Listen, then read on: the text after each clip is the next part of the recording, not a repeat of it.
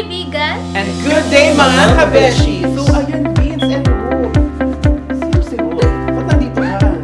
Yes, Pakilala ka Lord, naman yes, kay Lord. Ruth. Oh, hello po, ako si Ruth Casugo. And isa na po akong guest host. Malay mo maging permanent host ka na next episode. Oo, Ruth.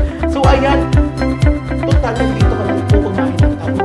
Ano ang nabalitaan mo sa social media? Actually, nabalitaan ko parang nagiging ang international and national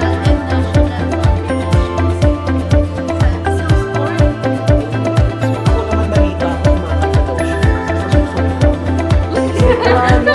susunod. Ano siya? Parang nag-whistle nga daw siya. Ay ako nabalita sa siyang martial arts. Ganun mother. Kala mo, may Ay, gamit. kay martial artist ka. Kala ko. May gamit. Oo. So, ayun nga mga kabeshi, wag na natin itong papatagalin kasi magsisimula na ang Rise up, Bigenyo! So, welcome back mga kabeshi. Ako si Ruth Casugo. And narito ngayon yung guest natin for today's episode. So, pakilala mo naman po yung sarili ninyo. So ako nga pala si Martin. So, I'm 19 plus 10. And, 19 years ago. 19 po. So, 1999. tas laking vegan talaga ako from grade school to high school. And college ako sa Manila Tech. So, anong feeling ng isang Manila boy? Bilang nag-aral ka lang sa Manila. Medyo... Ay, bago mo sagutin, saan ka nag-aral? So, grade school ba? Ano, from the... Sorry. From kinder to, nursery. Meron ba? May nursery ba? Sige, from grade school to college. Grade school. Sige, college na lang. Para hindi ko ba Hindi, kabisado ko pa rin naman. Talaga. Parang kailan lang din naman yun. So, hindi pa naman ganun katandaan yung tao. So, Parang gusto mo gusto mo walk out na ako naman matanda dito. Hindi na makatandaan daw. So, nung grade school sa St. Paul College of Ilocos ako. Uy, Pulinyan din ako doon. Pulinyan din. So, hanggang high school ako doon, St. Paul. And then, nung college, nag-college ako sa FEU Manila. Oh, Tamaraw. Tamaraw. So bilang isang Tamaraw. Tamaraw na kotse. Tamaraw ng kotse, o yung Tamaraw na hayop? Ikaw na, Jepito. So, pakilala mo naman yung mga parents mo na napaka-supportive when it comes dito sa larangan mo ito. So, yung mom ko, si... Nakalimutan. Sorry, mother, nakalimutan kita for a while. Balikan kita later. Yung mom ko, very supportive niya dun sa martial arts na yun, sa Kendo. So, yung mom ko is currently working sa GSIS and ayan, hi ma. And then yung dad ko naman, Hey, ma. nasa bahay. So, ayun. Working from house. Working at home pala. Parang ganun. Oo. So, ilan kayo magkakapatid? Kapatid. Ako. Siya lang ako. Only Kasi child. interviewin mo siya, total magkakaintindihan kayo dyan. Mag-interview ka dahil. So, bali ilan kayong magkakapatid po? Kakatanong ko lang talaga akin. Mag-isa ka lang. Eh, ano naman po feeling na maging only child? Since ikaw lang naman po yung... Minsan masaya, minsan malungkot, minsan katamtaman lang. Kasi parang minsan gusto ko rin magkaroon ng kapatid dati. Parang yung gusto mong sasapak yung kapal na Mga kabesyo, iwasan na natin physical sa mga kapatid. So may mga kapatid dyan. Gaganon mo naman yung ulo. Parang ganun, hindi naman ganun. Kala ko pinupawak yung ulo ng ano kapatid. Ay, may na mga kabeshi, walang the views and opinion doon na to the host. So, ayan. Kumusta naman yung pagiging public servant po? So, pagiging public servant, actually hindi ko nakita yung sarili ko na mag-work sa government talaga. So, private yung gusto kong pasukan. Pero as a government employee, parang lalo na sa tourism, pag gina-guide mo yung mga guests na pumupunta dito sa vegan is nakakasaya or nakakagaan ng loob na makita yung mga ngiti nila. Lalo na pag pinupunta mo sa Calle Crisologo, sa Baluarte, or pag kumakain sila sa mga Ay, ng plato ng Empanada. Empanada, mga gano'n. Buy one take one. Sa vegan. Empanada plus plato, yun yung kinakain. Ang plato na sa buong Pilipinas na pamado. Kala ko naman. Malay mo yung mga plato natin dito. Ay, iba. Oo, iba. Mabilis tayo ngayon. O, tanong, dali. Ayan, so, Kuya Martin, ano po ang Kendo? So, ang Kendo ay isang Japanese martial arts na dinedevelop yung mind, body, and spiritual aspects ng isang tao. Hindi lang siya sa physical po. Oo, hindi lang siya sa physical. So, all around siya. All around. All around. Paano pasapol naman sa kanya? Ay, Ken.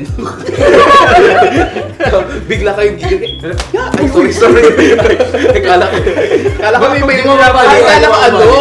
may may lumilipad na hollow blocks na ginaganon nyo. Iba naman yung Ay, iba ba yun?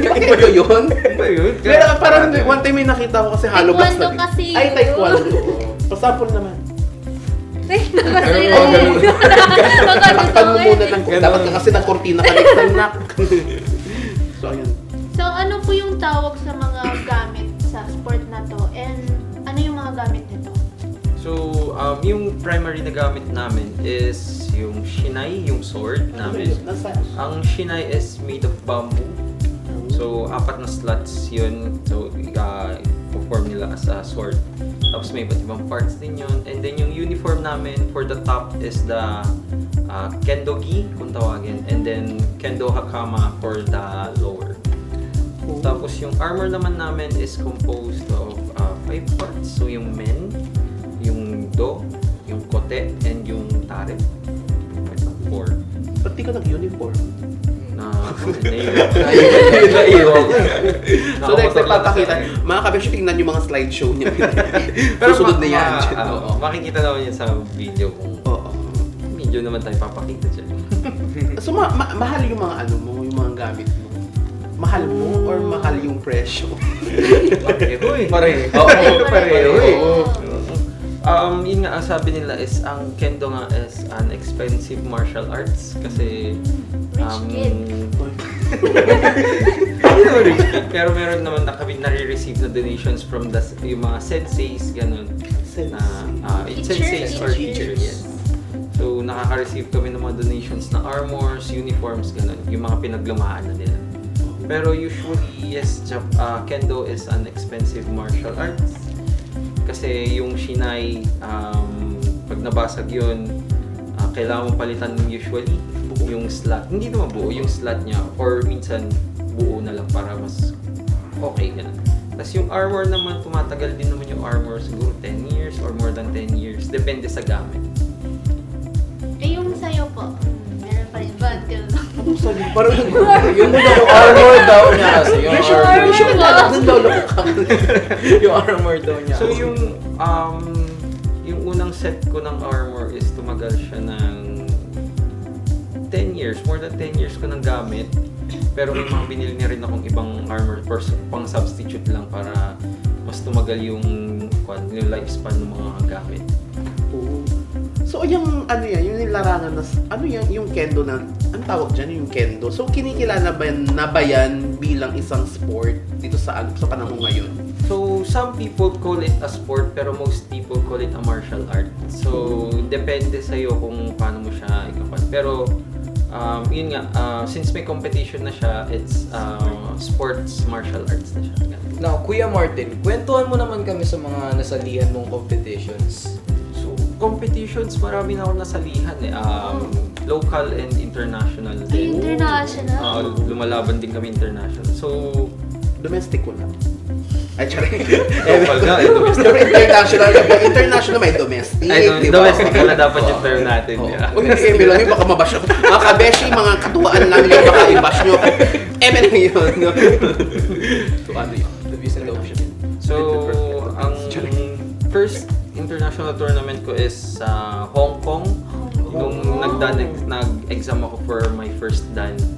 So, Dance? first Dan. Ah, Dan. Ano yung spelling nun? DAN. Yun kasi yung ranking sa Kendo. So, may KYU or Q or Dan. Q or Dan. So, recently yung sinalihan namin na tournament international is sa Singapore, yung 13th ASEAN Kendo Tournament. And dito naman sa Philippines, yung sinalihan din namin is yung PNKT or the Philippine National Kendo Tournament. And sumali ako doon individuals and yung teams category. So, dalawang team category sinalihan ko. Isang 3-man team and yung 5-man team. So, sa 3-man team, nag-second place kami. Same with the 5-man team. Second place yung team na. Paano yan? Yung di ba, ang Kendo is individual. Usually individual yung, di ba, yung paano, ano tawag doon? Sparring ba? Sparring ba tawag doon? Ano tawag doon? Naglalaban. Oo. Individual siya. So, Individual. One by one siya per. So, paano kayo paano nyo binubuo yung 5 grupo nyo? Like, anong tawag nyo doon? Sa... Di ba competed international pero 5-man kayo? Sabi mo? 5-man team. Oo, 5-man team. Paano yun? By group lang. Yun yung ba ang tawag doon? 5-man team? Or 5-man team yung Ayoko na sa magtanong. CI. Hindi ko maano yung gusto ko yung point out. CI. So, may code kasi yun. May... Yung positions, may Japanese terms din kasi.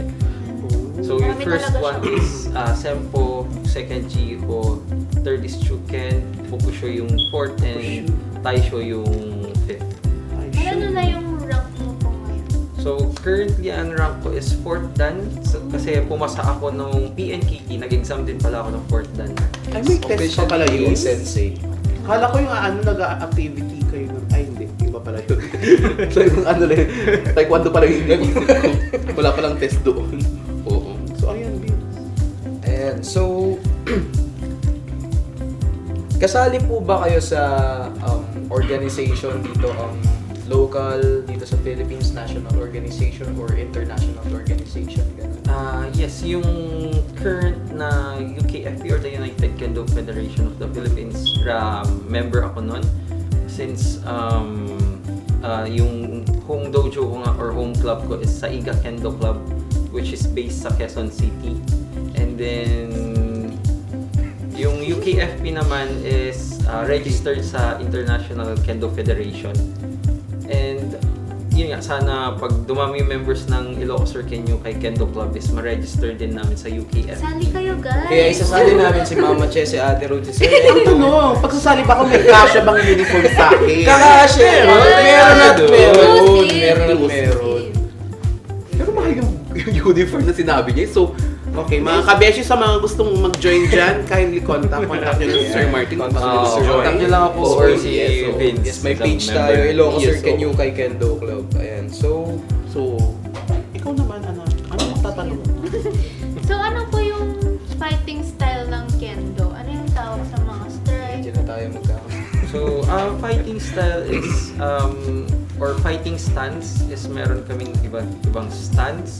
So, meron kaming chudan or yung normal stance kung nasa gitna lang yung shinai or yung sword natin. Tapos yung jodan is nasa taas naman. And then, Ano yun? Taas baba? Ano yun? Yung spada? yung spada. bago. So, yung position ng hawak is nandito sa may ulo.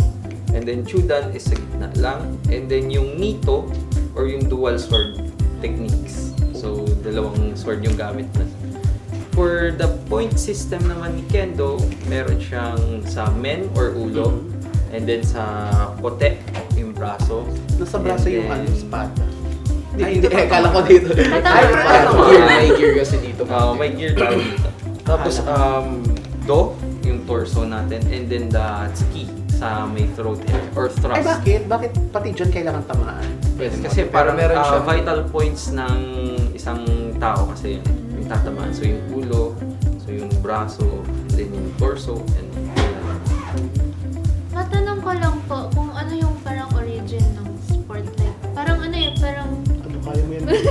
parang ano siya, parang similar siya sa kapag makikipag Oo, like gera. fencing.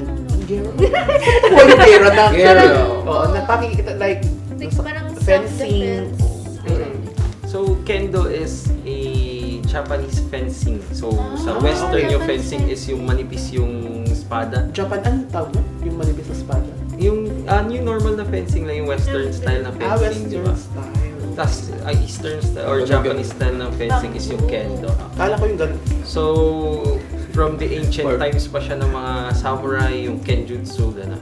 So, derived siya sa So ayun Sir Martin, samurai. ano lang, bilang isang member ng kendo, ano ang benefits na makukuha natin doon sa pagsali ng kendo?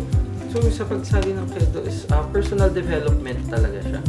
So, it's not an easy path sa kendo. So, talagang mahaba-habang journey yung kailangan mo tahakin doon para Pero- Ay, wala. Lagi Ay, tayo wala. sa Okay. Okay. Di ba, pag may training kami, oo. Dapat may May punishment, may punishment. Mother Che kasi sinusumbong ko, may punishment ako sa Sabado. Huli Sa na King's yun. Fitness Gym. May punishment ako sa King's Fitness Gym Saturday at 2 p.m. Oo. Gusto nila pumunta at makita yung punishment ko, di ba? Ah, sige. May Tama parusa na. yun eh. Tama na, Ine-endorse Chipito. ine-endorse ko kasi para Ano yung naman. benefits? Anong benefits? Yung basic.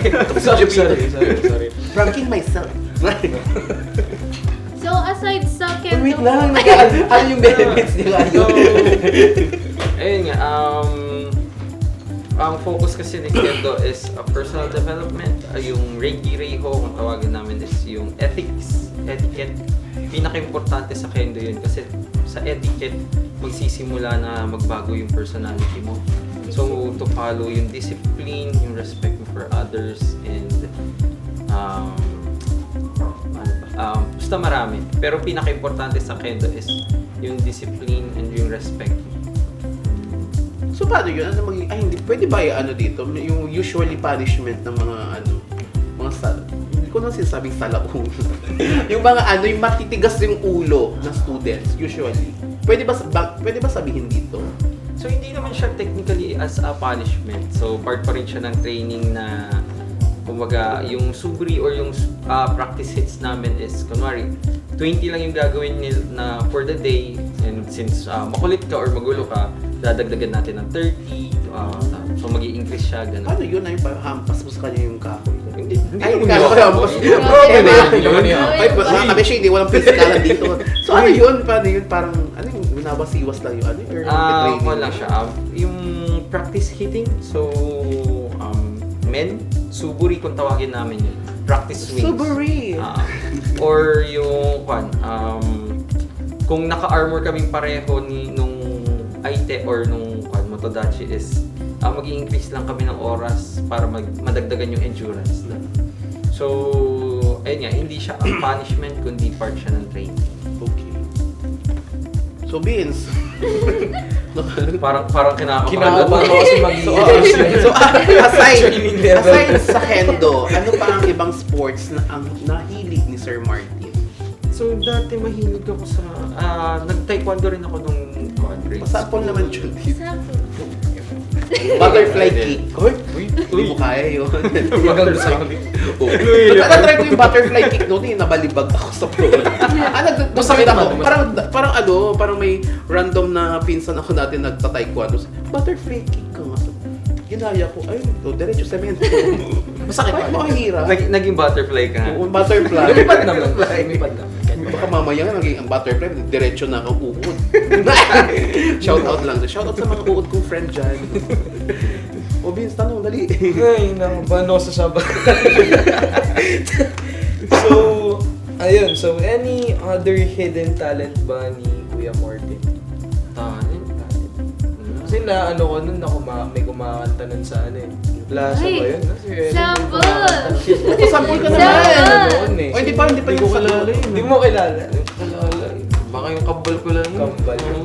Parang wala akong kapatid. Kaya, Nabukin. Ngayon lang nagkaroon aside sa pagkikendo mo, ano pang ibang talent ni Sir Martin? So, mahilig akong kumanta and Sample naman dyan. Siyempre, isang stanza lang. parang Sandali lang. Nagmamadali tayo. Ano ka?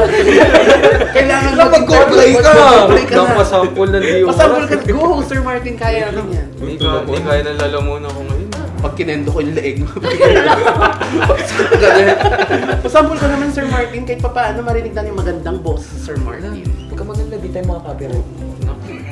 Makaka-copyright pero may punishment. Hindi ko alam kung anong Ay, Nakakadalawa ka na. Sir Martin, pasample na. Dali. Time is ticking. Paano pa? Di tayo sticking. Time is sticking. Hindi ko alam kung anong kanta. Kahit ano. Madonna like a virgin.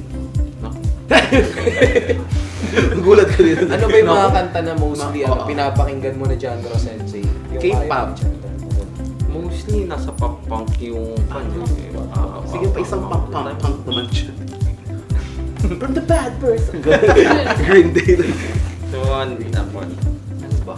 Ayun, paisip yung mga kabeshi Paisip while tuloy making. ako. Mga The Cure, ganun siguro. Yung kasi.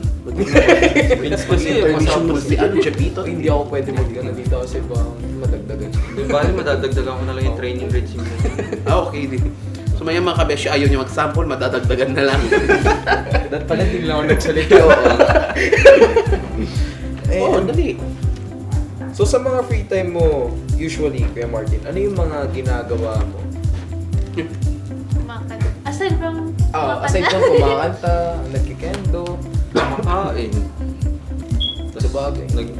Nag-gym, gano'n. Tapos, minsan, walang, yung mga, ano ba yun? Yung training menu na ginagawa ko sa kendo, gano'n. Ay, may ano kayo, may diet kayo sa Kendo. Hindi naman diet. Ay, Training menu yung ginagawa namin. Ay, kala ko training menu, yung kakainin mo for the training. Kala ko yung ano. So, matanong, bago tayo lumipat sa ano, sa isang katanungan, totoo ba yung inom mo, sir? Ay, God. Ang tangos kasi. Hindi naman siya natatanggal. So, totoo naman. Totoo. Para kasi siya ano, yung, alam mo yung ano, sobrang tangos sa ilong niya, pwede niya yung buklatin, librong ganun. May mga kubis yung makababash ka naman ako siya. Uy, sa matamang bus, ganun nila. O, ay, ikaw na nga magtanong. So, can you give us some advice sa mga kabeshi natin na gusto ding maging isang kendo player at paano sila pwedeng sumali sa kendo world? So, kendo is, yun nga,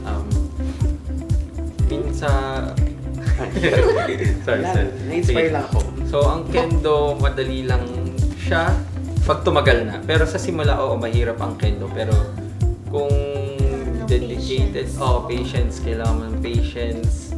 And yung time, discipline, kailangan mo matutunan. Pero overall, kendo is something na inspiring or life-changing siya. Kasi may mga moments ako before natagpuan ko yung kendo is sobrang dark place. I mean that I was in a dark place before. Sense of relief. Sense of, kasi yung pagsigaw pa lang namin parang nawawala Relief doon na. yung nawawala yung stress namin. Paghampas Although ng minsan spa. nasa-stress kami dun sa mga techniques na kailangan namin tutunan, pero after that wala na. So kung ano yung nasa labas is iniiwan namin sa labas ng dojo, and then kung anong gagawin namin sa loob ng dojo, yun yung ginagamit namin sa labas or ginagawa na namin. So what happens inside the dojo must happen also outside the dojo. Pero yung mga bad things na happen outside the dojo, must you leave them behind. Or you release them inside the dojo. Stress na siya eh. Kaya nakaka-help yung kendo kayo. Kaya kailangan niyang i-take in yung mga sinasabi ko eh. May give naman ako since syempre, mapapanood din kasi dito sensei yung trip natin, di ba? Yung trip to Manila ng Trip Rise to of Manila. Milenyo, ayan. So ayan, nandito na tayo sa huling yugto ng ating katanungan.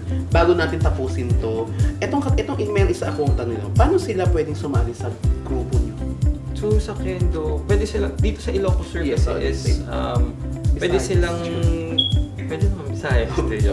So international pala, nakalimutan ko. Oo. So dito sa vegan is yung kendo club nga na Ilocos Sur Kendo Club, which is headed by me and yung and yun nga, si Vince yung isa sa mga students ko, and si Marvin and si Corbin, and Eh, si, Oo, soon si Kate. Si Kate. Ay, kung mag-join si magka- Kate? Naka-join na siya actually kaso si Kate Sorry. having trouble to find time pa na mag-training right now. Wala kasi akong budget, mag-join na lang ako. Jo-join ka na. Next year na lang. And then, ayun, so, yun nga, yung Facebook page namin is Ilocos Ken kay Kendo Club.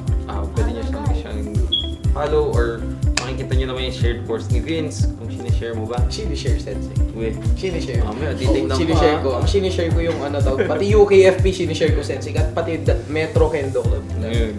Tapos, for Manila-based naman na mga tao is Metro Kendo Club and Iga Kendo Club. For Visayas naman, meron si Cebu, meron si Negros, and then meron naman din sa Mindanao si Davao. So, 3 clubs doon, Davao, Kenyukay, Shisig, alam mo isa. Pero, 3 clubs sa Davao. At huwag muna magdilipat ng channel mga kabeshis dahil matutunghayan pa natin ang nagsusumiklab na labanan sa Philippine National Kendo Tournament na naganap noong lamang Oktubre. At lahat ng iyan ay sa pagbabalik ng Rise Up Digenyo!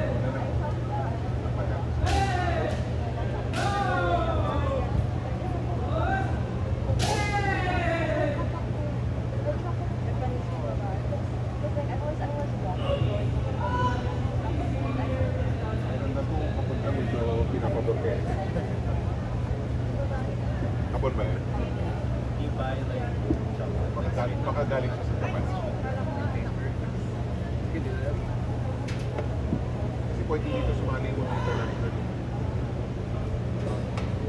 Pero anong nangyayari? Kung marami sumasali kapag Oo, marami po.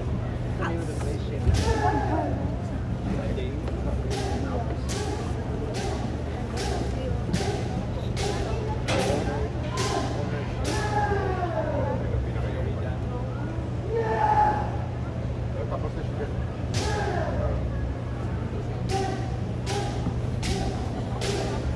Pakiramdam ko dahil dyan, kaya naman dito ko eh.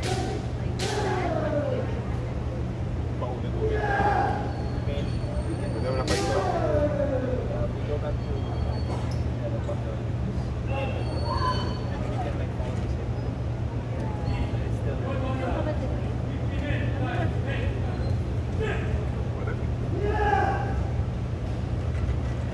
Ito naman yung... Baka mag-1 year anniversary.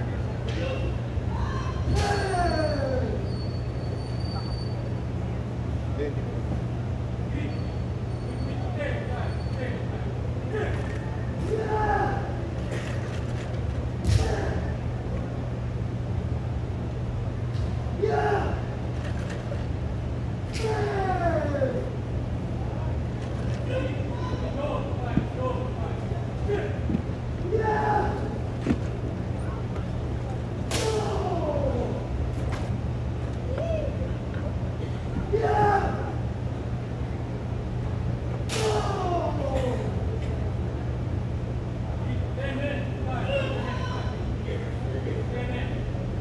Puro mga kailan ko mga.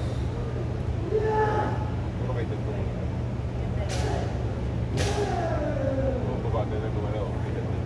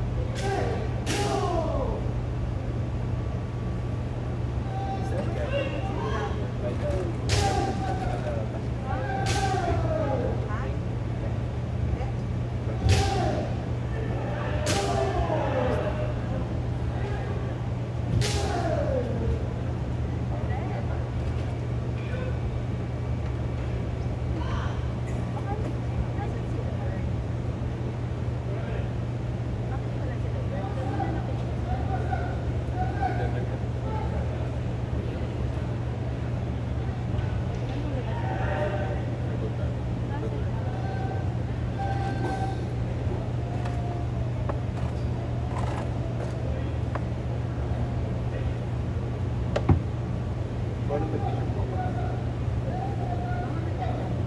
Okay, wala naman sa tandaan.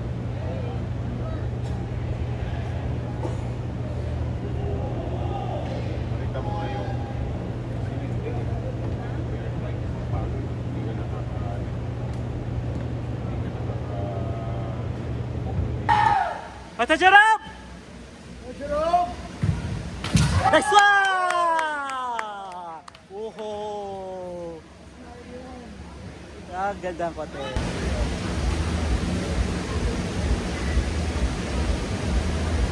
Nice one!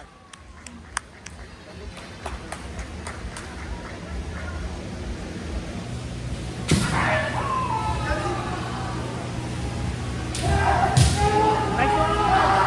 Basta Jerome!